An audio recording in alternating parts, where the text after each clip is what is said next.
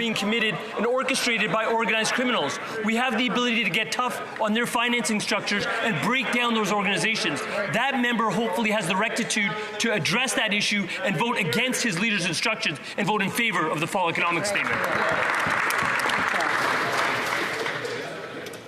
The honourable member from Wellington Halton Hills. Mr. Speaker, Bill C-59 will do little to combat the problem of organized crime and money laundering in this country, which the government's own estimate says are $133 billion a year, equal to 5% of GDP. Wow. This government has ignored numerous reports and protected lawyers from money laundering and terrorist financing law and failed to crack down on Canada's big banks and their funneling of money laundering and terrorist financing through our financial system. So when is the government going to subject lawyers to federal law and start cracking down on our big banks and the gobs of money laundering going through our financial system?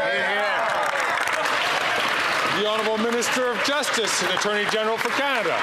Mr. Speaker, again, I would ask that member to use the reason for which he is known in this chamber and reason and think about the votes that he is being asked to cast and the votes that he has already casted. What am I talking about, Mr. Speaker? We know that from police forces around this country, they are asking for resources. We've dedicated resources to guns and gangs, $121 million last week. Yet that member, under the guidance of his leader, was instructed to vote on an all-night voting session against guns and gangs funding. That is not becoming of that member nor of that caucus.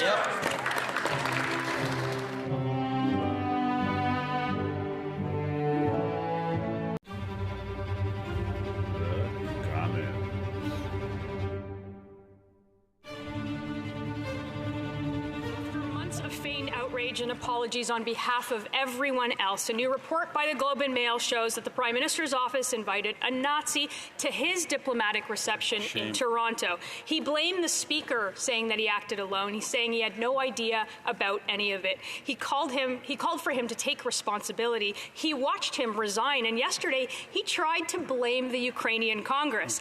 After all of the embarrassment all over the world, why is he above the rules that he applies to everyone else? The Honourable Government House Leader. Mr. Speaker, what we're talking about is a name that came from a community organization. Obviously, the Prime Minister had no knowledge of this, but here we know what is happening over here. We are voting today at third reading on the Canada-Ukraine free trade arrangements. Mr. Zelensky stood there and asked us to pass this. Their opposition to this bill is a moral failing of historic proportions in response to an effort to support our friends in Ukraine and repel the Russian invaders.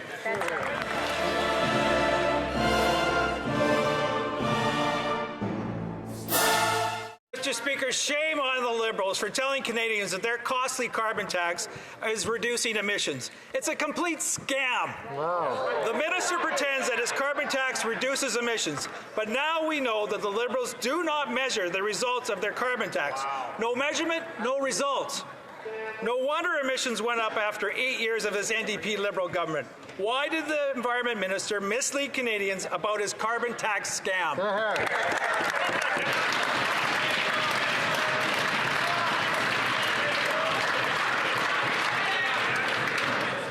Mr. Speaker. The Honourable Minister for the Environment and Climate Change. Mr. Speaker, the falsehoods that we hear from the Conservative Party on the issue of climate change and carbon pricing is unseen before in the history of this country.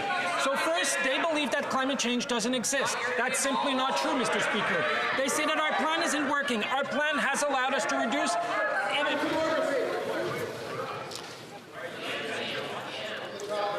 The Honourable Member, colleagues, I'm having difficulty hearing the Minister respond to the question. I'm going to ask him to start from the top.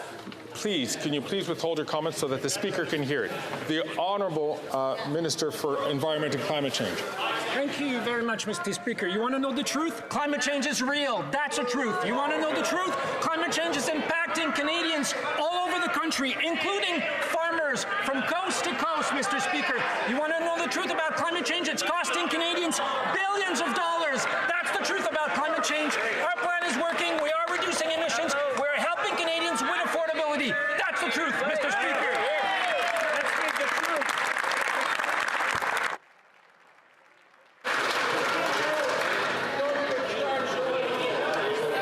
It's not even Wednesday, and we seem to be all amped up.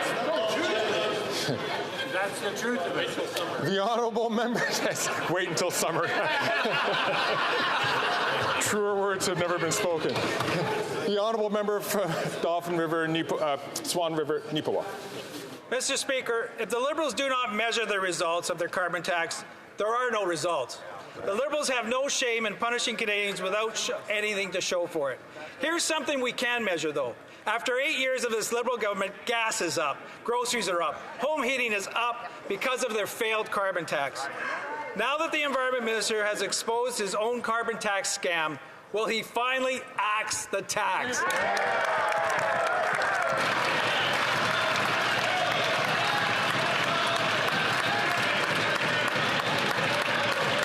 The Honourable Deputy Prime Minister and Minister of Finance. Mr. Speaker, it's pretty hard to take these Conservatives seriously on the cost of groceries when their senior political advisor, the senior advisor to their leader, is actually a lobbyist for Loblaws. And now it turns out that the deputy leader used to work for Walmart. So these Conservatives are opposing our historic reforms to the Competition Act,